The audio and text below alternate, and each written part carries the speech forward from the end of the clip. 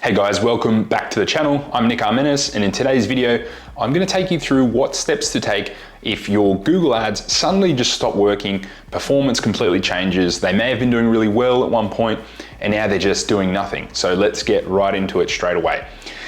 Normally, something weird has happened.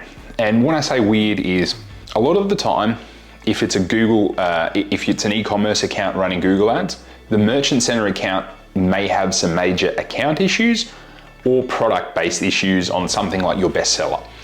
That's often what I find is one of the main culprits, followed by, within the Google ad account, I find people have payment issues. Payment issues is one that consistently comes up for me, and I'm always chasing people about that one.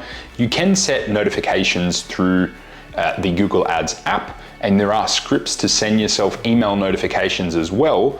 It's a very handy one to have because it'll send you a notification if you have a billing issue or if your ad stops.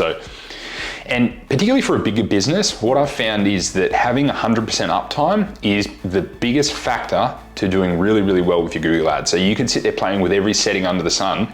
If you miss, Black Friday and your ads are off, you're going to be down a significant millions and millions of dollars in sales. Particularly some of our clients literally do millions of dollars per day on Black Friday. And similar events.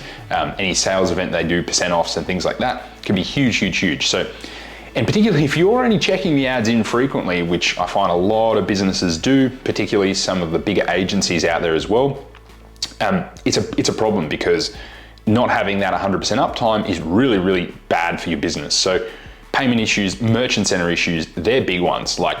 When those things happen, you definitely feel it, and your ad performance, not only is it poor on that particular day, but you might find performance may take a few days or a week to even recover. And the problem with that is other people enter the auction, other people start to outrank you. It's really not good having your ads go down. And that's why I also just never like pausing ads either. I prefer to keep them running, lower bids, lower budgets, than to completely pause them. Unfortunately, the way Google works is it's just such a slow burn that any downtime can often cause there to be some serious issues after.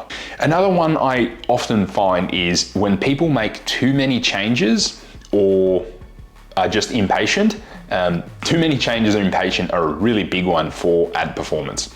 What happens when you're making too many changes is you're constantly sending different signals to Google, and it's like this. It's like it's going through choppy water, and every time it starts to get above the wave, you make a change, it dips again.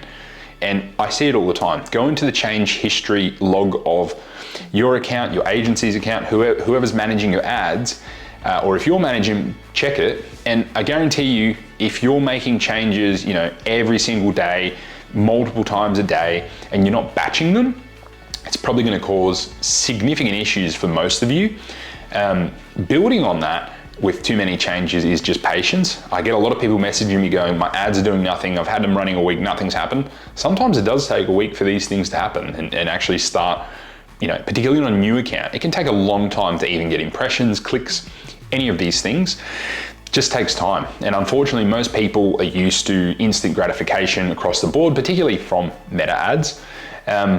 And the issue with that is that they assume that Google's going to be the same, and it's just not. It takes time to even get impressions, it takes time to get clicks, it takes even longer to get conversions. And if you're running something like PMax, Google recommends 6 weeks. May have changed by the time you watch this video, I'm not sure, but I'm fairly certain they recommend 6 weeks, and I actually think it's even longer before they really get up and running, particularly if you're not getting many conversions. If you're getting a lot of conversions, PMax might optimize within 2 weeks, 3 weeks, 4 weeks. It really depends. But the longer, the better. And I know it might sound silly, but sometimes, particularly what I work with businesses is convincing them not to make changes is the funny thing. You'd think I'd be convincing them to make all these changes all the time, but normally stopping people from making changes results in a better return for them than me doing a bunch of changes that don't really do anything for them. So that's a big part of my job, is actually to, help businesses understand when to make changes, what changes to make, and how frequently. I have had clients in the past go, hey, who were checking this log, and so be it. It's well within their interest to be checking up on what we're doing. Going, hey, you didn't make changes, on Boxing Day, Christmas Day, whatever it might be. And yeah, sometimes you don't need to make a change on a particular day if there's no need to. And then, if it's Christmas Day, and particularly if you're not running a sale, like go and spend some time with your family. Like you don't need to be looking at it every single day if it's a smaller account. If it's a really big account, yes, you would want someone looking at it every day. And then during those key sales events, probably every single hour. Like not in the early hours of the morning when there's no search volume, but at key events, some agencies run 2 teams during those events just to make sure that they're monitoring those ads absolutely perfectly. Because a single missed hour or day, or if budget is limited at a particular time, and so during those events you want to have that budget much higher, it can cause some really missed opportunity, and sometimes that's hard to see, and that's where I guess my specialty comes in terms of scaling, is to show people, hey, these are the missed opportunities at these times. Because if you're consistently running out of budget and your competitors aren't, who is going to win in most of those auctions? Like it's going to be your competitors, and you're going to miss out on a lot of sales, and over time they will start to outrank you.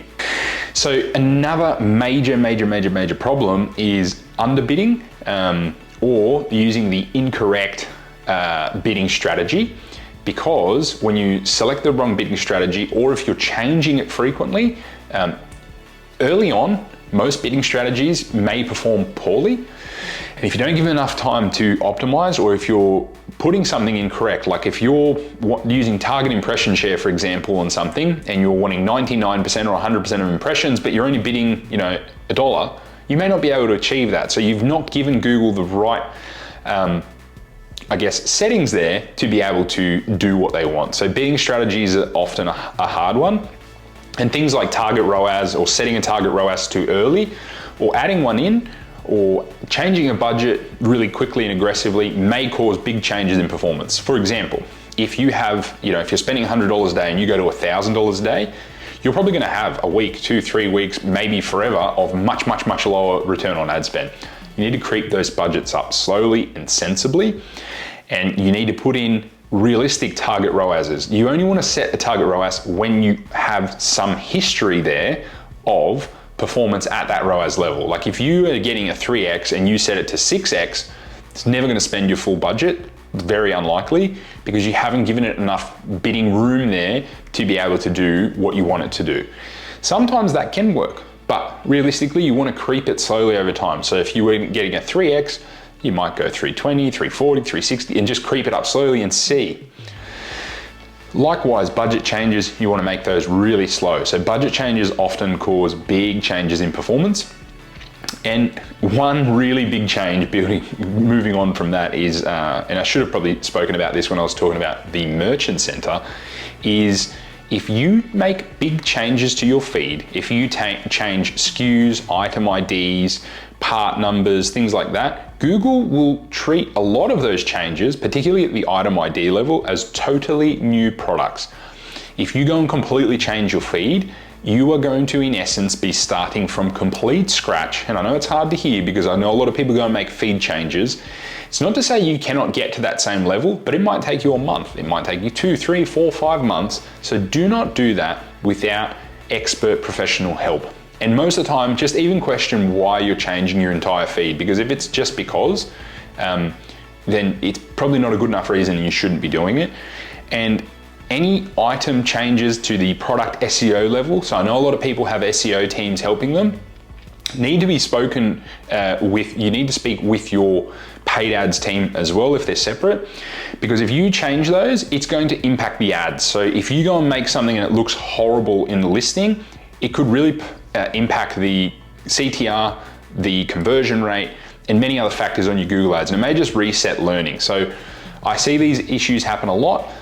These are the most common issues I've seen. Let me know in the comments below what issues you see. And what I'm going to do is I'm going to leave a cheat sheet on the most common problems and how to fix them. I'll leave it in the link below when that's ready. It's not quite ready now, so I'll leave it below. Check back on the video and download it. So thanks so much, guys, and I will see you in the next one.